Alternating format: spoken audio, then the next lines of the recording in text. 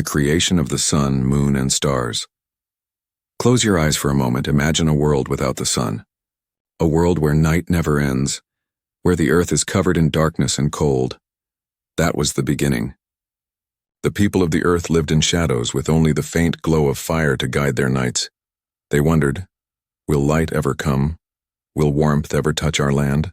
What happened next is one of the greatest stories ever told. The story of how a young girl, with nothing but courage, gave the world the sun, the moon, and the stars. And wait, because the moment the stars appear will surprise you. In the beginning there was only night. The people lived in fear. Children cried, asking why the world was always dark. The elders prayed for light, but none came. Animals stumbled in the shadows. Hunters could not see their prey. Farmers could not grow food. The world felt empty, silent, and cold. Only fire kept them alive, small flames burning in each village.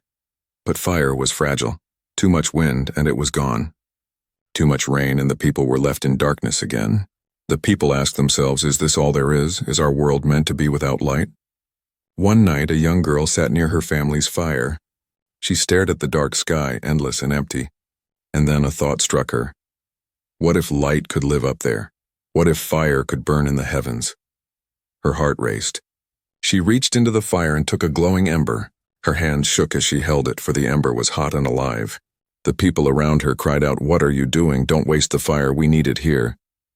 But the girl whispered, "No, this flame is not meant to die, it is meant to shine forever." With all her strength, she threw the ember high into the sky.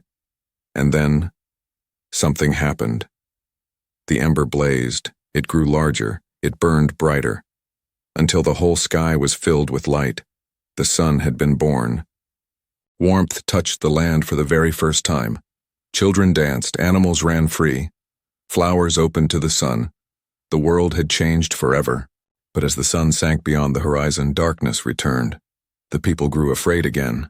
One man, remembering the girl's bravery, thought, "If she could give us the sun, perhaps we can give the night its own light." He picked up a burning piece of wood from his fire. It glowed softly, not as fierce as the ember the girl had thrown. He lifted it to the sky, and with a great cry he hurled it upward. The wood rose, glowing silver in the darkness. And there it remained, watching over the people. The moon had been born, gentle, calm, a guardian of the night. It did not burn like the sun, but it comforted the people, showing them the way in darkness. Still the people looked at the night and felt fear. The moon was kind, but the darkness was wide. So the people gathered. They took ashes from their fires, the remains of light, the memory of flames. And one by one they threw the ashes into the heavens. At first nothing happened.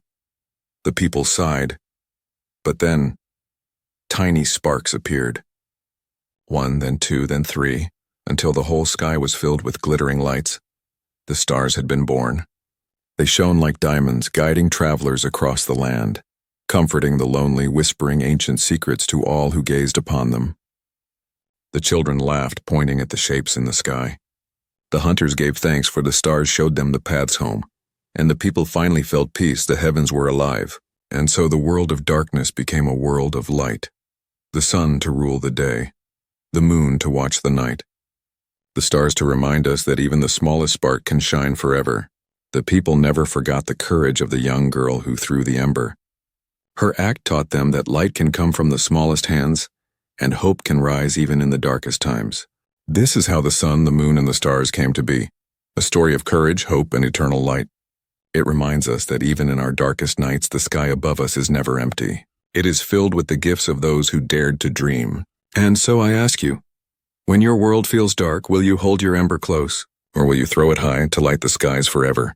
This is the Voice of Africa. Subscribe and let us keep sharing the stories that light our world.